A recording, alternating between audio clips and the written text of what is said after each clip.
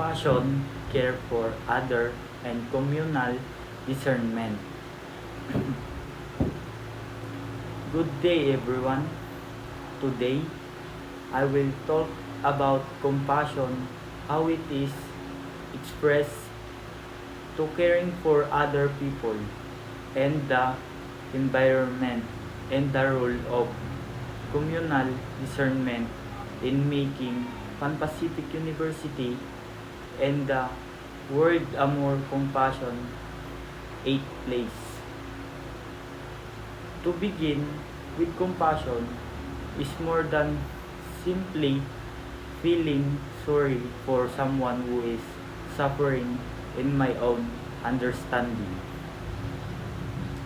Compassion is the ability to recognize the pain, struggles, and needs of others, and then choose to respond with kindness, understanding, and action.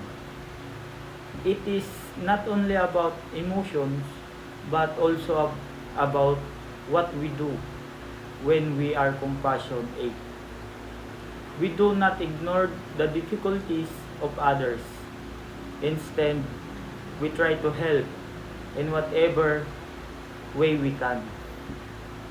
Compassion, starting with empathy.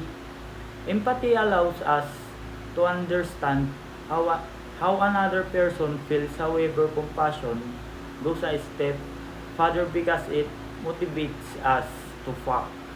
For example, if we see a classmate struggling with schoolwork, empathy helps us understand their situation, while compassion encourages us to offer assistance or support. In this way, compassion becomes a practical expression of care and concern for others.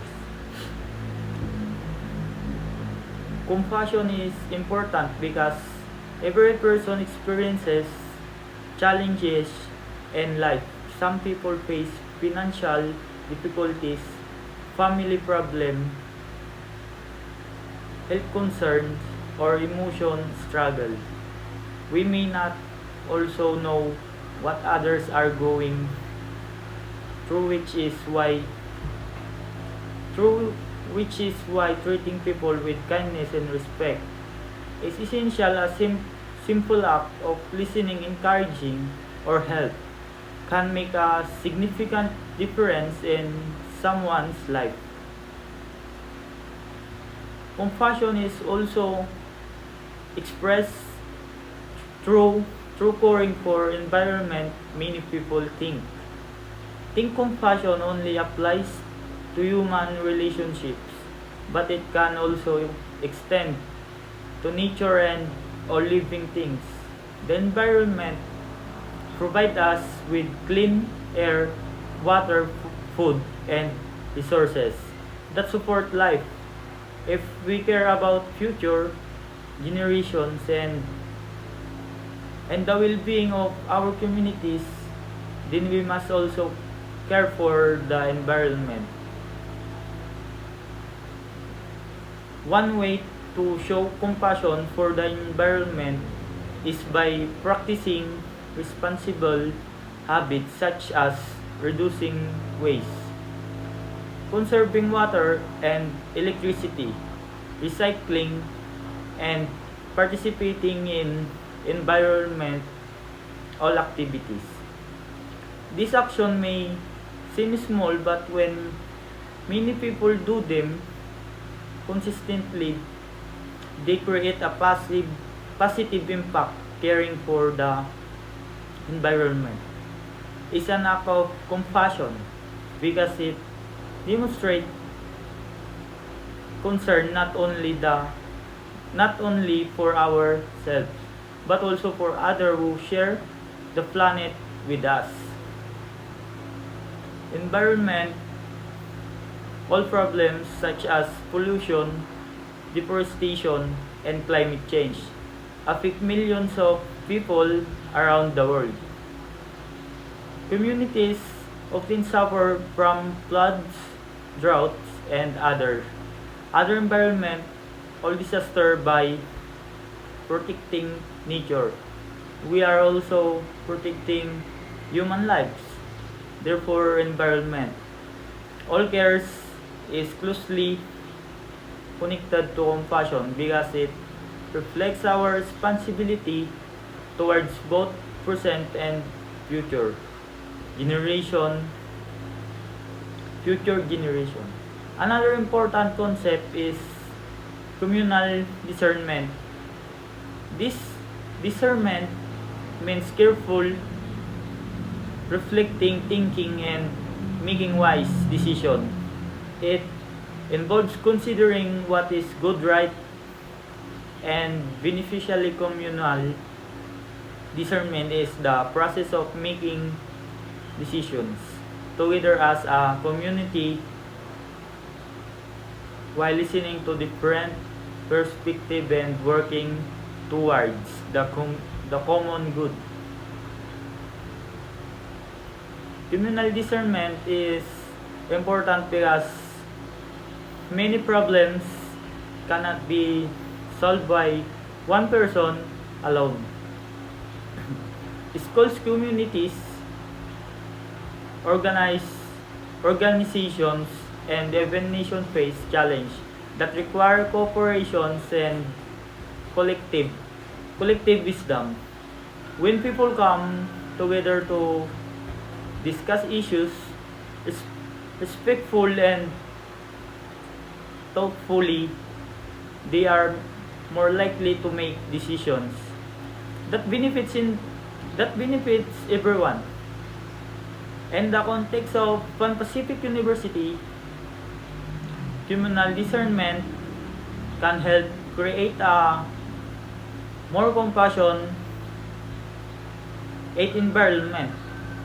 Students, teachers, administrators, and staffs all play a role in building a caring community. Through open communication, mutual respect, and cooperation, members of the university can identify problems, listen to one another, and develop solutions that promote fairness and well-being. For example, if students face academic stress, financial difficulties, or mental health challenges, communal discernment encourage the university community to listen carefully to these concerns and find ways to provide support instead of ignoring problems. The community works together to understand the situation and respond with compassion. Communal discernment also helps strengthen inclusivity and respect. For diversity, every individual has unique experiences, beliefs, and perspective.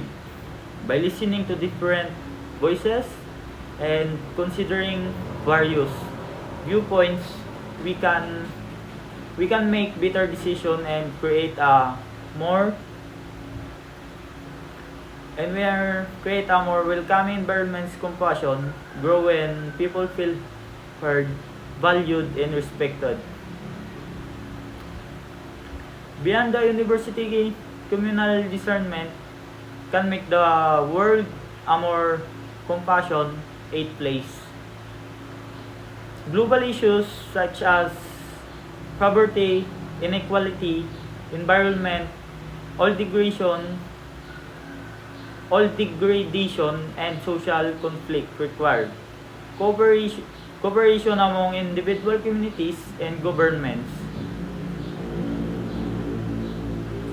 When people encourage a dialogue, seek understanding, and prioritize the common good, they can develop solutions that address the needs of many people. A compassionate society is built built when individuals are willing to listen, understanding, and act for the benefits of others. This requires humility, respect, and a commitment to working together. Communal discernment allows people to move beyond personal interests and focus on what will contribute to the welfare of the community as a whole. In conclusion, compassion is the ability to recognize suffering and respond with kindness, and action is expressed through caring for other people, supporting those in need, and protecting the environment. Compassion is not limited for feelings. It is shown through our daily choices and actions. At the same time, communal discernment helps communities make wise and caring decisions by encouraging dialogue, cooperation, and consideration of the common good. By practicing compassion and practicing in communal discernment, we can contribute to a more caring Pan Pacific University and a more human world.